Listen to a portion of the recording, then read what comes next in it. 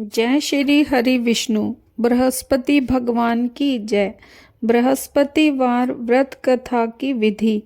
बृहस्पतिवार के दिन बृहस्पतेश्वर महादेव की पूजा होती है।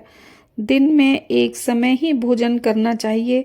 पीले वस्त्र धारण करें, पीले पुष्प धारण करें। भोजन भी चने की दाल का होना चाहिए तथा नमक नहीं खाना चाहिए। पीले रंग के फूल, चने की दाल, पीले कपड़े तथा पीले चंदन से पूजा करनी चाहिए।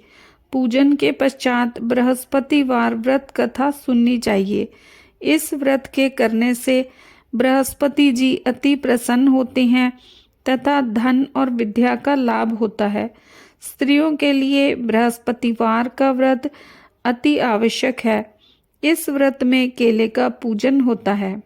तो अब सुनिए बृहस्पतिवार की व्रत कथा और कमेंट बॉक्स में बृहस्पति भगवान की जय जरूर लिखें। किसी गांव में एक साहूकार रहता था जिसके घर में अन्न, वस्त्र और धन की कोई कमी नहीं थी, परंतु उसकी स्त्री बहुत ही कृपण थी। किसी भिक्षार्थी को कुछ नहीं देती थी। सारा दिन घर के कामकाज में लगी रहती थी। एक समय एक साधु महात्मा बृहस्पतिवार के दिन उसके द्वार पर आए और भिक्षा की याचना की। स्त्री उस समय घर के आंगन को लीप रही थी। इस कारण साधु महाराज से कहने लगी, इस समय तो मैं घर को लीप रही हूँ, आपको कुछ नहीं दे सकती, फिर किसी अवकाश के समय पे आना। साधु महात्मा खाली हाथ चले गए। कुछ दिन के पश्चात वही साधु महात्मा आए और उसी तरह भिक्षा मांगी। साहूकारनी उस समय लड़के को खिला रही थी। कहने लगी, महाराज मैं क्या करूं, अवकाश ही नहीं है, इसीलिए आपको भिक्षा नहीं दे सकती। तीसरी बार महात्मा आए तो उसने उन्हें उसी तरह से टालना चाहा, परंतु महात्मा कहने लगे कि यदि तुमको बिल्कुल ही अवकाश हो जाए तो मुझको भिक्षा दोगी। साहूकारनी बोली, हाँ महाराज, यदि ऐसा हो जाए तो आपकी बड़ी कृपा होगी। साधु महात्मा जी कहने लगे कि अच्छा, मैं एक उपाय बताता हूँ। तुम बृहस्पतिवार के दिन चढ़ने पर उठो और सारे घर में झाड़ू लगाकर कूड़ा एक कोने में जमा करके रख दो। घर में चौका इत्यादि मत लगाओ।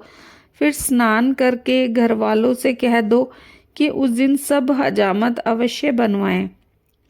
रसोई बनाकर चूल्हे के पीछे रखो, सामने कभी न रखो। सायंकाल को अंधेरा होने के बाद दीपक जलाया करो तथा बृहस्पतिवार को पीले वस्त्र मत धारण करो और ना ही पीले रंग की चीज़ों का भोजन करो। यदि तुम ऐसा करोगी तो तुमको घर का कोई काम नहीं करना पड़ेगा। साहूकारनी ने ऐसा ही किया।